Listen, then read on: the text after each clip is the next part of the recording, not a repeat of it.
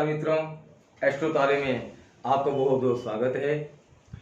आपको याद है कि हम पहले भी वास्तु विज्ञान के विषय में कई गंभीर चर्चाएं आपके साथ करते आए हैं। आज हम मास्टर बेडरूम की चर्चा करेंगे। सबसे पहली बात, बहुत से लोग जो थोड़े भावना प्रधान होते हैं उनका ऐसा विचार है कि क्योंकि अभी हमारे माता पिताजी हैं, हमारे पिताजी वर्किंग भी हैं, इसलिए वही मास्टर ऑफ द फैमिली हैं।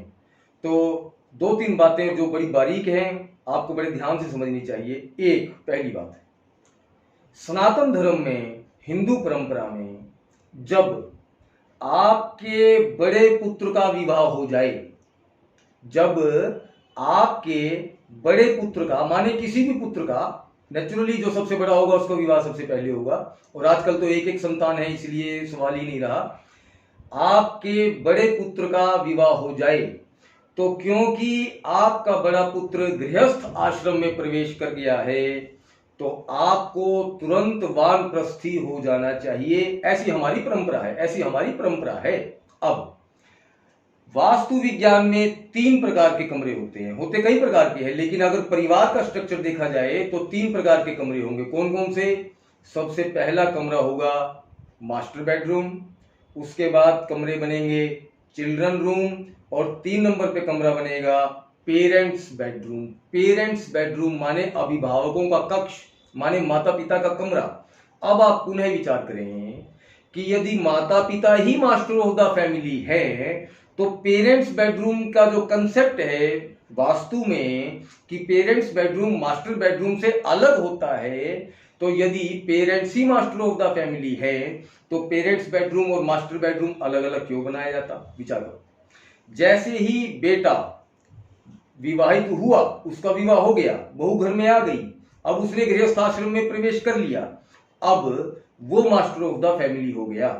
विचार करो, यदि नैऋत्य कोण में आपका पहले से बना हुआ कमरा है, आपने अपने बड़े बेटे का विवाह कर दिया, तो आपको चाहिए कि आप उसके विवाह से पूर्व इस कमरे को छोड़कर अन्य किसी स्थान पर, जो आपको बाद में बताऊंगा, अपना कमरा शिफ्ट करें और साउथ वेस्ट कोने को, नैऋत्य कोण को, क्योंकि आप जानते हैं कि आपके बेटे का विवाह कुछ दिनों में होने वाला है, उसकी रुचि के अनुसार, उसकी सहूलियत के अनुसार, जैसा उसको रुचिकर हो वैसा कमरा साउथ वेस्ट कोने में, नैऋत्य कोने में आपको बनाना चाहिए, डेवलप करना चाहिए। क्योंकि आज की डेट में जो पढ़े लिखे बच्चे जो नए नए विवाह करके आते हैं, यदि शुरू का उनका समय बहुत प्रेम पूर्वक स्टेबिलिटी से चला गया तो उनका जीवन स्थायित्व को प्राप्त करेगा। यदि शुरू में ही परेशानियां आ जाती हैं तो बाद में जाकर बहुत परेशानियां बढ़ जाती हैं। देखिए, बच्चे सबके एक जैसे होते हैं, इसीलिए मेरा सुझाव आपको ये है, क्योंकि ये पृथ्वी का कोना है, स्टेबिलिटी का कोना है, न केवल स्वास्थ्य संबंधी, धन संबंधी आपको स्थायित्व देने वाला है, ये संबंधों को भी स्थायित्व देने वाला है। यदि आपका कमरा यहीं रहा और आपने अपने विवाहित बेटे को इस घर में कहीं और जगह दी, वायव्य कोण में दी तो वो टिकेगा नहीं, आग्नेय कोण में दी तो आपस में झगड़ा करेंगे, और यदि आपने ईशान कोण में विवाहित बेटे को कमरा दिया तो क्योंकि ये पूजा का कमरा है, शिव का कोना है, इसलिए इसमें कभी भी यंग कपल को नहीं रहना चाहिए। दूसरी बात, यदि आपने हमारी बात को माना और आपने नैऋत्य कोण को अपना कमरा छोड़कर अपने बेटे बहू को कमरा ये दिया, तो आपको चाहिए कि आप ईशान से उत्तर की ओर या ईशान से ईस्ट की ओर रहने लगें।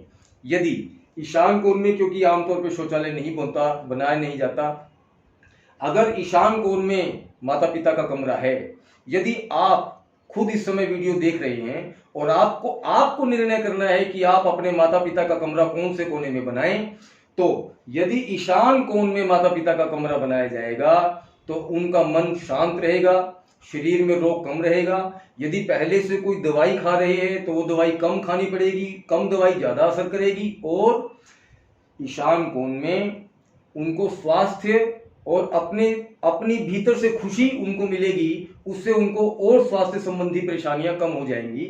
यदि ईशान कोण में आप माता पिता का कमरा बनाते हैं तो उसका शौचालय ईशान कोण की ये जो बीच वाली लाइन आपको दिखाई दे रही है, मान लीजिए कि ये 60 फीट है, इसके हमने 3 हिस्से कर दिए, 20 फीट 20 फीट 20 फीट।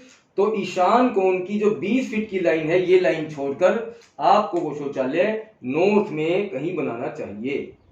उससे माता पिता को, क्योंकि आजकल शौचालय साथ बनाने का रिवाज है और उससे सहूलियत भी रहती है, सबको इजीनेस रहती है, तो शौचालय तो साथ में आपको देना ही पड़ेगा। एक सुझाव और मैं आपको देना चाहता हूं, अगर आप माता पिता का कमरा जो बनाएं उसके साथ कोई शौचालय बनाएं तो ध्यान रखें उस शौचालय का जो दरवाजा है वो कम से कम 3.25 फीट चौड़ा होना चाहिए।